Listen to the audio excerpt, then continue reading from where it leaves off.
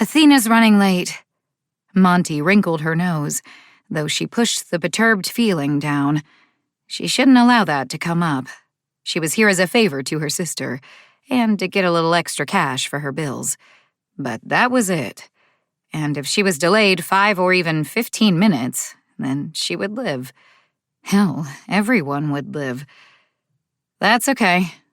Monty folded her hands behind her as she followed her big sister through the halls of the house.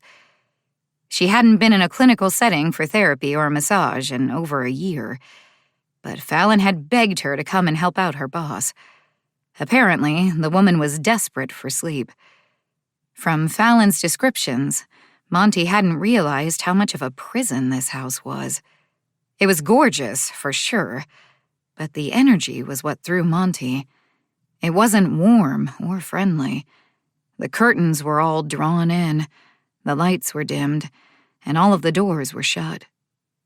People moved from one place to another as they worked, which she remembered Fallon mentioning once.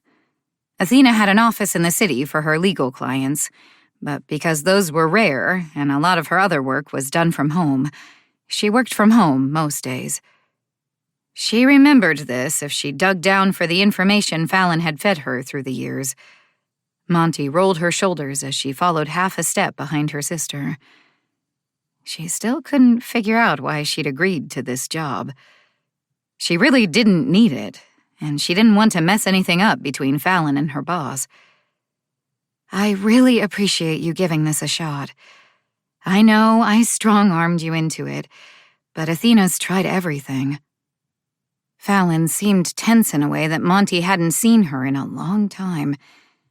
Not since, well, she didn't want to think about that. What do you mean, everything? The more information Monty had going in, the better she might be able to help. She hadn't stopped being a therapist because of her lack of confidence. No, it was something else entirely. Fallon stopped short in the hall, locking her brown eyes on Monty's. I mean everything. She's been to all the doctors, all the naturopaths. She's tried CBD. That was a disaster. Not doing that again. Monty's face pinched. It was the newest fad, that was for sure.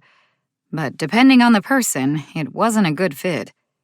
Still, Monty didn't have the reason that Athena wasn't sleeping.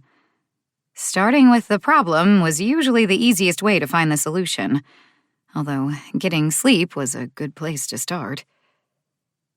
Like I said on the phone, I thought with all your training, yeah, makes sense. Monty shoved her hands in her pockets. But I haven't done this in years. You're lucky my licenses are even up to date. Fallon dropped her gaze to Monty's hands, pointed, and shook her head. You can't do that when you're with her. A line formed in the center of her brow, but Monty pulled her hands from her pockets and stretched her fingers out like someone had slapped the tops with a ruler. All right. I'll tell her you're here, and hopefully she won't be long. Fallon led the way into a small library.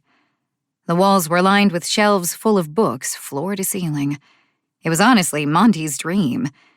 She could lose herself in here for hours if she had the time and permission to do so. With the door shut, she walked the line of shelves and glanced over them. The selection was a wide variety, from classics like Tolstoy to law texts to religious ones, and even modern self-help. But there were shelves lined with fiction books, ranging in all genres. It looked like Monty's e-reader had vomited all the books into this one room. Smiling, Monty picked one of her favorites and ran her finger along the spine. She didn't dare pull it off the shelf without permission, so she left it sitting right where she found it, just caressing it a little. To keep listening to this audiobook, I've left you a link in the description so you can do it, at no cost thanks to Audible's 30-day free trial.